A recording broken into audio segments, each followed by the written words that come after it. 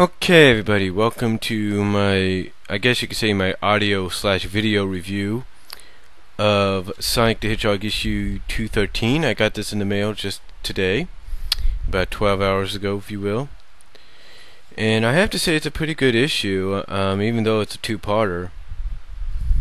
Basically, and you probably hear my fan in the background, but basically, we start off with the preview pages left us, and the preview pages that we saw online, and basically we have Sonic explaining to the feline or feeler, I can't even pronounce the name, the cat clan, if you will, or the cat tribe.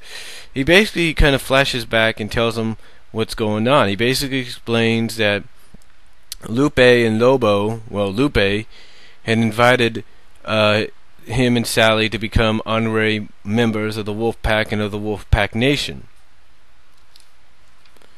Now we find out in the story that Lupe has become the Grand Chief of her new nation, because of people asked her to step up. Now Lupe does explain that after Robotnik's conquest, that she had to help bring all the packs that were scattered and broken back together in the ancestral home. Now, of course, Lobo kind of, I think, jokingly around says, "You make it sound so simple." But Sally's like, "Hey, this is Lupo talking about. Forming and organizing a whole nation must be exhausting." Now Lupe says, "Yes, it is, but..."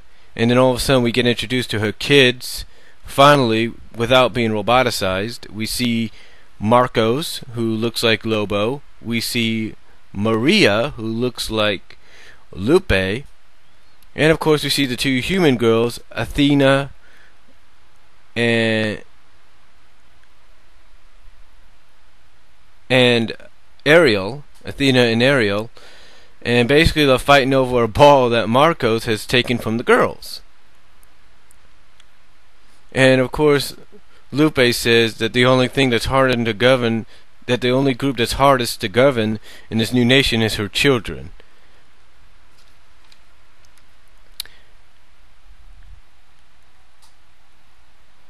Now basically we get an explanation of what's going on.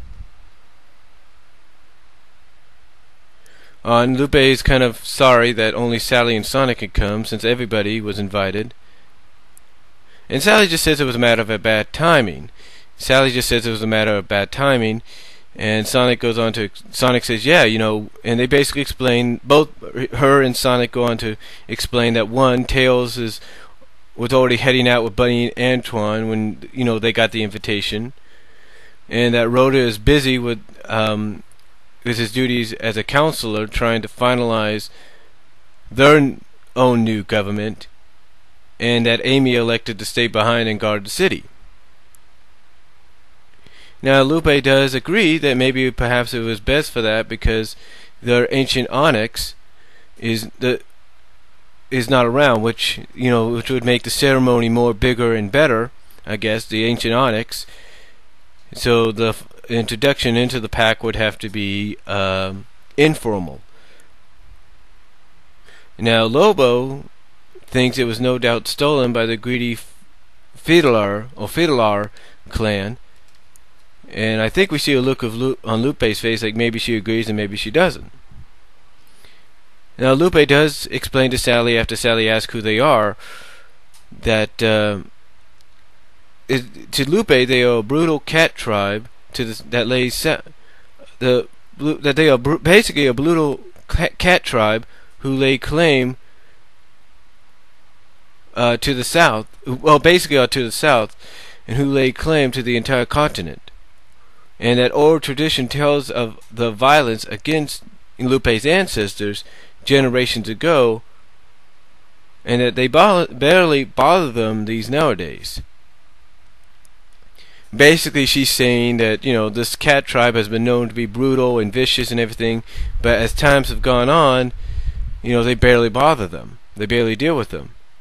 And just as she says that, Marcos tells her about a federal warrior coming this way, along with Ariel. And of course, who's this federal warrior? It's Big. Now Sonic recognizes him, and Lupe looks at him like, Big? It's enormous!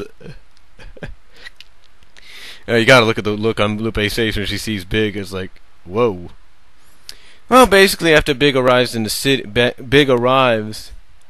into the city, Sonic basically explains how they came to know Big, and how he helped them.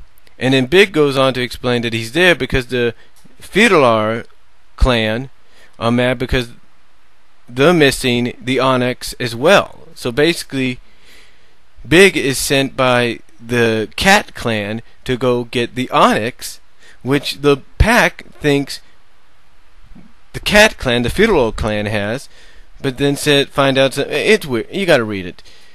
And then Lupe looks at this and thinks, well, so they claim not to have it either. And this kind of makes Sally wonder, wait a minute. Now Sonic wants to know what the big deal is,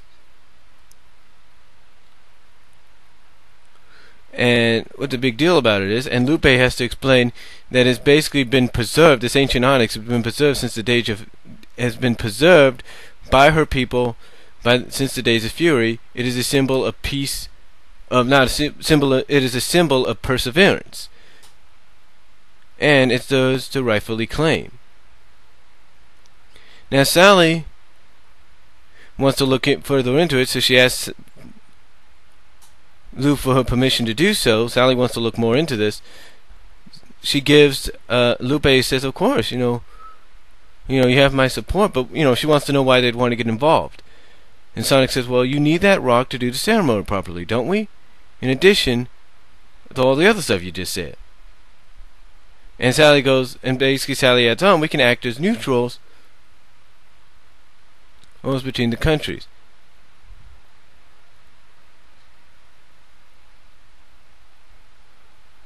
Now, basically after that's all said and done, they go their separate ways, and Sonic says Sal took off for who knows where.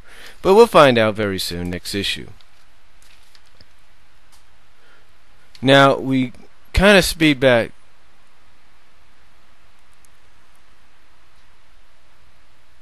Now, we fast forward.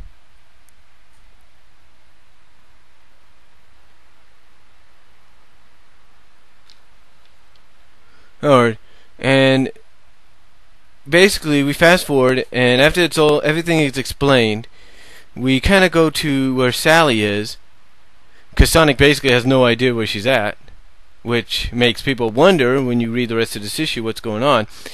But Sally basically discovers the history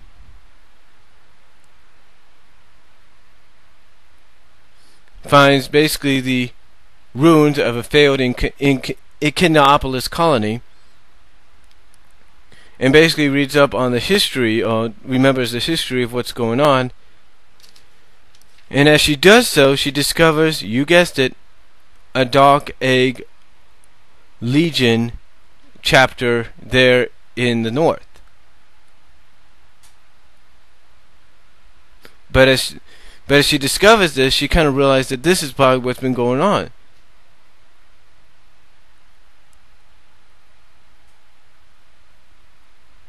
But as she's about to probably leave and let both clans know what's going on with this whole Dark Egg Legion and the fact that the Eggman Empire is behind the whole thing, she gets spotted by Drago. And then, as she's eluding Drago, she kind of wishes she had Sonic with her at that time. And basically, as she's eluding both Drago and then all of a sudden Razor Claw, she gets surrounded all of a sudden by all these Dark Egg Legionnaires of this chapter. So she ends up surrendering, but I want you to look at the fact that she's ready to fight, but then she surrenders. Like, it's just my opinion, but I think she has something up her sleeve. Like, why would she, just surrender? I mean, yes, she's overwhelmed, she has no choice. And don't worry, she's not going to be disappearing after a while, and, Sonic's got to go look for her and all that. Don't worry about that. Because she's on the cover of the next issue, so don't worry about that.